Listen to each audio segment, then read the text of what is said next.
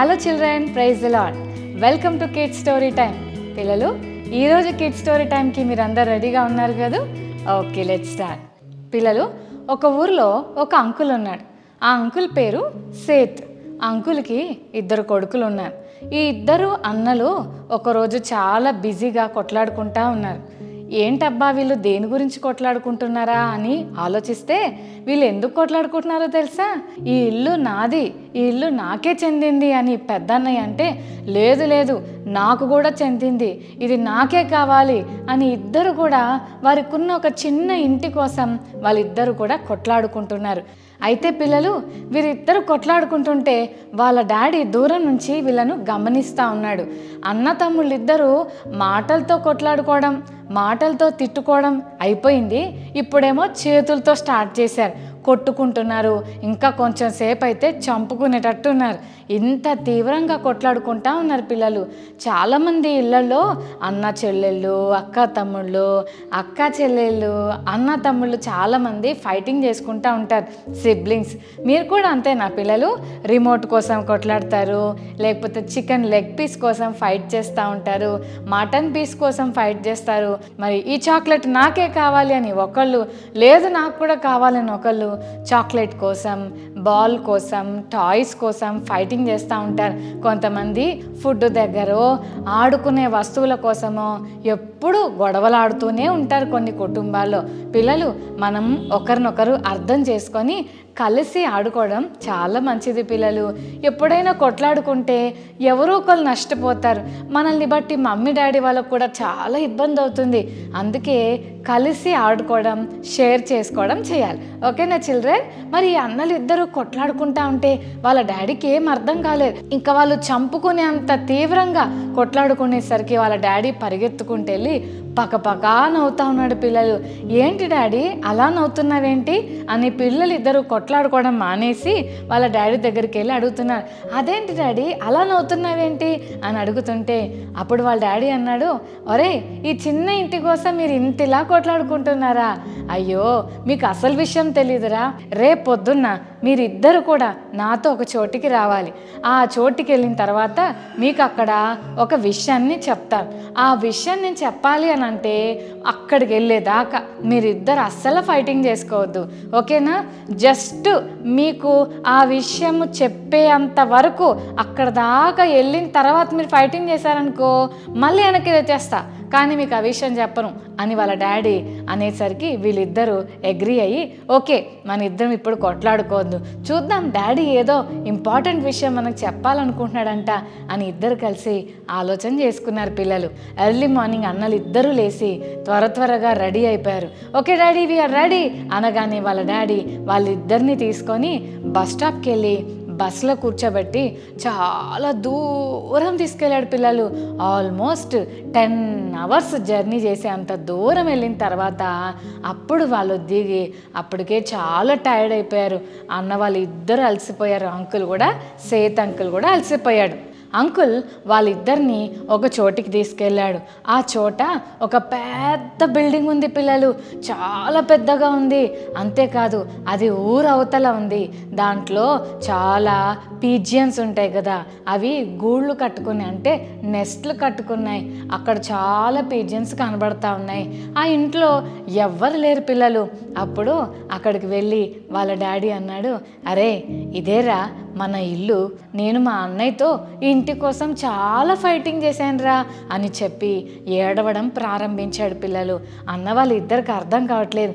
ఏంటి డాడీ ఎందుకు అలా ఏడుస్తున్నారు అని అంటే, ఈ ఇంటి కోసం ఇది నాకే కావాలని నేను, లేదు నాకే కావాలని మా పెద్దన్నయ్య, ఇద్దరం కొట్లాడుకోవటం వల్ల మా పెద్దన్నయ్య నాకేం అవసరం లేదులే నువ్వే ఉంచుకో ఇల్లు అని చెప్పి నాకు అందని చాలా దూరం వెళ్ళిపోయాడు. పిల్లలు, ఇల్లు అయితే నేను సొంతం చేసుకోగలిగానేమో, కానీ మా అన్నయ్యని నా జీవితంలో నేను సొంతం చేసుకోలేకపోయాను. అన్నయ్య నావాడైనా ఈ ఇంటి కోసం నేను అన్నయ్యని పూర్తిగా వదిలేసుకోవాల్సి వచ్చింది. ఇప్పుడు నాకున్న పరిస్థితులను బట్టి ఇదిగో మీరు చూస్తున్న ఈ ఇంటిని కూడా వదులుకోవాల్సిన పరిస్థితి వచ్చింది అని చెప్పినప్పుడు వాళ్ళిద్దరికి అర్థం కాలేదు. ఇంత మంచి ఇల్లు వదులుకున్నారా అని ఆలోచన చేస్తూ ఉంటే సేత్ అంకుల్ వాళ్ళ కొడుకులు ఇద్దరిని కూర్చోబెట్టుకొని ఇలా చెప్పాడు, నాన్న ఈరోజు పొద్దున్న మనము ఇక్కడికి రావటానికి ఎన్నో గంటలు ప్రయాణం చేసి వచ్చాం కదా. మనం ఒక బస్సులో వచ్చాం. మనం కూర్చున్న సీటు ఇప్పుడు మనదే అని కొట్లాడితే మనది అవుతుందా? అందులో కూర్చున్నంత వరకే అది మన సీటు, కానీ ఇది నాకే చెందింది అని ఒకవేళ మనం కొట్లాడితే, దానికోసం ఫైట్ చేస్తే అందరూ మనం చూసి నవ్వుతారు.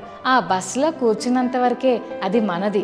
ఎప్పుడైతే ఆ బస్సు దిగిపోతామో ఆ సీట్ మంది కాదు, అది ఇంకొకరిది. అలాగే ఈ ఇల్లులు ఎప్పటికీ ఉండేవి కాదు, కానీ ఆ రిలేషన్స్ని మనం ఎప్పుడూ పోగొట్టుకోకూడదు.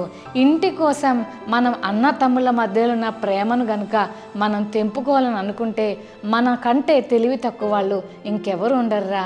ఇల్లు ఈరోజు కాకపోతే రేపైనా సంపాదించుకోవచ్చు, కానీ రిలేషన్స్ని సంపాదించుకోవడం అంత ఈజీ కాదు.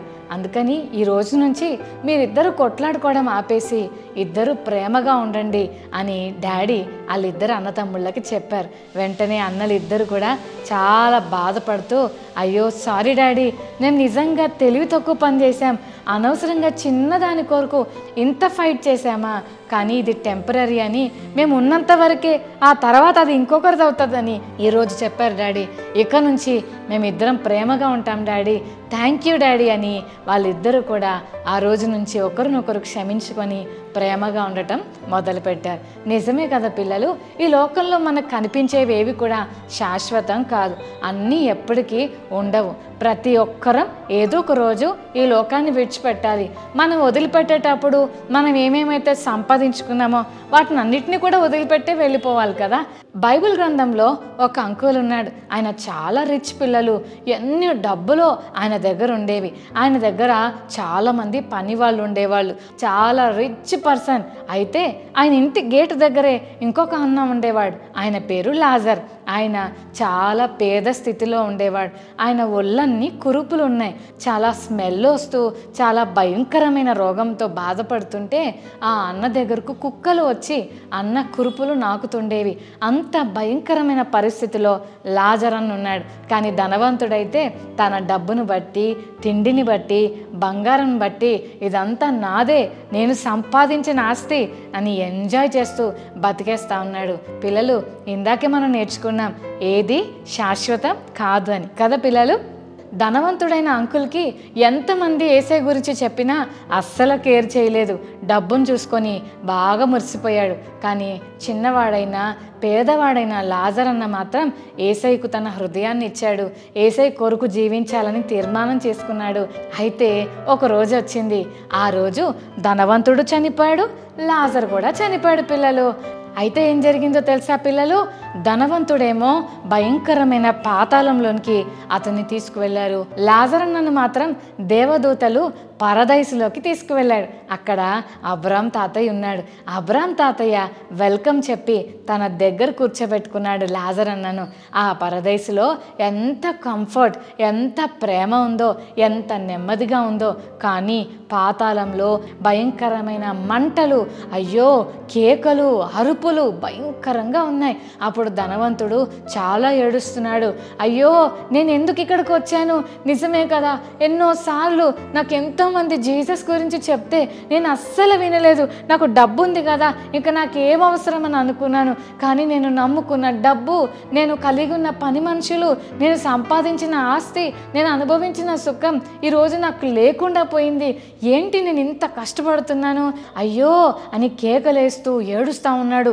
పక్కన చాలామంది అరుస్తున్నారు, ఏడుస్తూ ఉన్నారు, భయపడుతున్నారు. గట్టి గట్టిగా కేకలు వినబడతా ఉంటే అలా పైకి చూసేసరికి అబ్రాహాము రొమ్మున లాజర్ ఉన్నాడు. అదేంటి, నేను ఇంత ధనవంతుణ్ణి, నేను పాతాళంలో ఉన్నాను, ఆయన అంత పేదవాడు, ఆయనేంటి పరదేశంలో ఉన్నాడు అని ఆశ్చర్యపోయి అక్కడున్న అబ్రాహాము తాతయ్యని గుర్తుపట్టి లాజర్ని చూసి వెంటనే ధనవంతుడు అంటున్నాడు, తండ్రివైన అబ్రాహామా, ఒక్క హెల్ప్ చేయవా? నీ పక్కన ఉన్న లాజర్ ఉన్నాడు కదా, ఆ లాజర్ని నా దగ్గరకు పంపివా? ఈ అగ్నిని తట్టుకోలేకపోతున్నాను, ఈ ఫైర్ వేడికి నేను కాలిపోతున్నాను, ఏదో ఒకటి చేసి నాకు హెల్ప్ చేయవా? ఒక్క చిన్న వాటర్ డ్రాప్ చిటికన వేలతో తెచ్చి నా నోట్లో వేయమని చెప్పవా అని ప్రేయర్ చేస్తున్నాడు, బతిమాలుతా ఉన్నాడు. పిల్లలు, ధనవంతుడు చేసిన పెద్ద మిస్టేక్ ఏంటంటే దేవుడు ఎన్నో అవకాశాలు భూమి మీద అతనికి ఇచ్చినప్పుడు పరిశుద్ధుడైన దేవునికి తన హృదయం ఇవ్వలేదు. ఇవ్వలేదు, తన హృదయాన్ని మార్చుకోలేదు, చాలా గర్వంగా తిరిగాడు. అందుకు పాతాళంలో ఎన్నో ఇబ్బందులు పడతా ఉన్నాడు. ఎంత సాడ్ థింగో కదా పిల్లలు. లాజర్ అయితే చాలా హ్యాపీగా ఉన్నాడు. అప్పుడు అబ్రహాం అంకుల్ని, అయ్యా లాజర్ని పంపివా అని అంటే, నేను పంపలేను, మీకు నాకు చాలా గ్యాప్ ఉంది, మన మధ్యలో అగాధం ఉంది, ఇక్కడ నుండి ఎవరు అక్కడికి వెళ్ళలేరు, అక్కడ నుండి ఎవరు ఇక్కడికి రాలేరు అని చెప్పినప్పుడు, అయితే ఒక్క హెల్ప్, నన్ను మళ్ళీ భూమి మీదకి పంపించరా, ఇలాంటి పరిస్థితి మా బ్రదర్స్ ఎవ్వరికి రాకుండా ఉండాలని నేను వెళ్ళి వాళ్ళందరికీ సువార్త చెప్తాను అని ధనవంతుడు ఎంత బతిమాలుకున్నా అబ్రహాం తాతయ్య అన్నాడు, ఏం అవసరం లేదు, అక్కడ పెద్ద పెద్ద ప్రవక్తలు, మోషే, ఏలియా ప్రవక్తలు అక్కడ ఉన్నారు, వాళ్ళు సువార్త చెప్తున్నారులే, అక్కడ వింటారులే అని అంటే, లేదు లేదయ్యా నన్ను పంపించండి నేను వెళ్తానని అంటే, వాళ్ళ మాటే వినకపోతే నీ మాట ఎందుకు వింటారు అని చెప్పి అబ్రహాం అన్నాడు. నిజమే కదా పిల్లలు, మనం బ్రతుకున్నప్పుడే మన జీవితాలను యేసేకి ఇవ్వటం ఎంత ఇంపార్టెంటో కదా. నాకు అన్నీ ఉన్నాయి కదా అక్క, ఆడుకోవడానికి టాయ్స్ ఉన్నాయి, మంచి మంచి బట్టలు ఉన్నాయి, నాకు మంచి ఫుడ్ దొరుకుతుంది, మా ఇంట్లో చాలా కంఫర్టబుల్గా ఉంది, నాకెందుకు అక్క యేసయ్య అని అనుకుంటున్నావా చెల్లి తమ్ముడు?